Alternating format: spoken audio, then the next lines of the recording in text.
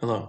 Today I'll be explaining why God is not the God of love Jesus that the pastors keep on pushing, that actually he's God that is against sin. I've sufficiently proven that he's against sin in my proof of God's existence.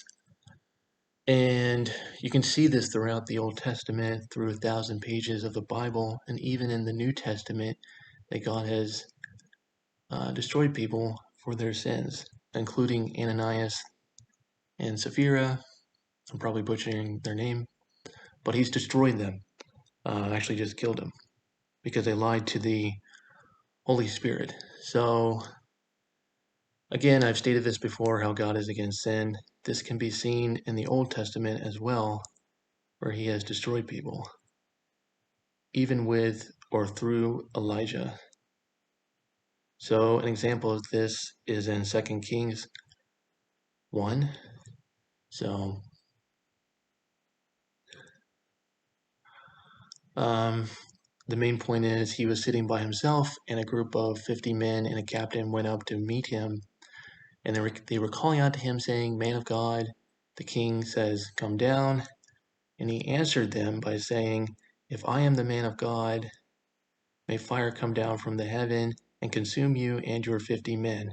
Then fire fell from the heaven and consumed the captain and his 50 men. So they were instantly killed by God. So I can only surmise that this happened because they were going to kill him. So God sent the fire from the heaven to kill these guys. And so he did this twice in this story. So God's not, you know, rainbow and sunshine from through a prophet that we see today from these prophets. He's death and destruction. He waits a long time for people to stop continuing in sin. If they don't, he sends disasters. If they don't, realize that he's against sin, then he sends a prophet, and God will speak through a prophet or send visions, or they act out on those visions through that prophet. And if they don't listen, then God sends more disasters until they're completely destroyed. So this is what's happening in the United States. Everything is getting worse as time progresses from God. God's not the God of love Jesus. He destroys people for their sins.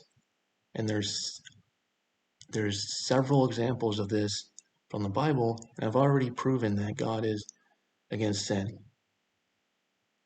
So even with Elijah, he's killed people because I can only surmise that they were going to kill him in the process.